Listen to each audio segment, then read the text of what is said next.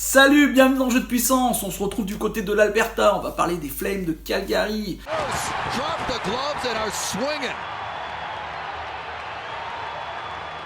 Les Flames de Calgary, une équipe qu'on a eu vraiment plaisir à voir jouer avec des joueurs vraiment très bons.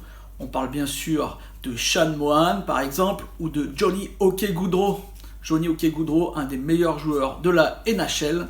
En défense, on a eu aussi un super Mike Giordano qui a gagné le trophée Norris. Il a fait sa meilleure saison et ça à 34 ans. Du côté des Flames, c'était vraiment très agréable la saison dernière. Mais cette saison, est-ce que ça va être la même chose? On peut se poser la question. Comme je l'ai déjà dit, Mike Giordano, il commence à être un bon vétéran. Est-ce qu'il n'aurait pas fait sa meilleure saison la saison dernière? C'est à voir. Est-ce qu'il va pouvoir refaire la même chose cette année? J'y crois un peu moins.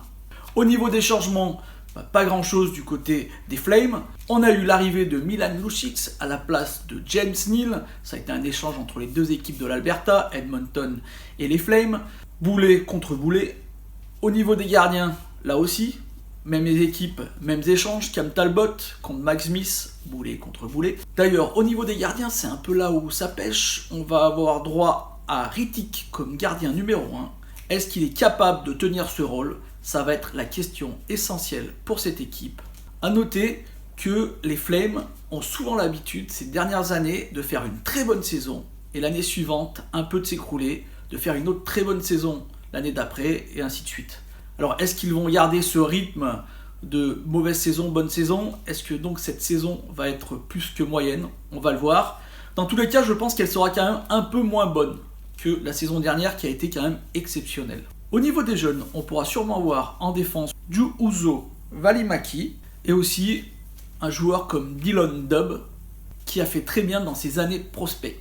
Sans oublier Rasmus Andersson, là aussi un autre jeune. En termes contractuels, ils ont une signature qui pose pour l'instant problème, mais qui va être résolue à mon avis. C'est Matthew Tkachuk. En regardant pour cette vidéo, j'ai vu que Matthew Tkachuk en fait est très jeune. Il a 21 ans, ça fait déjà 3 ans qu'il joue avec les Flames. Et donc ça va être sa 4e année, 21 ans.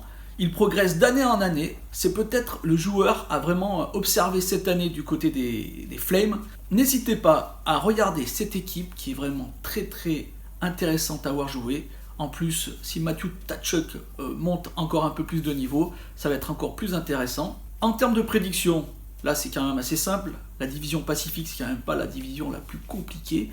Donc je les vois encore se qualifier pour les playoffs, en espérant qu'ils fassent mieux que la saison dernière, où ils se sont fait éliminer par un petit manque de physique à mon avis, par l'Avalanche du Colorado.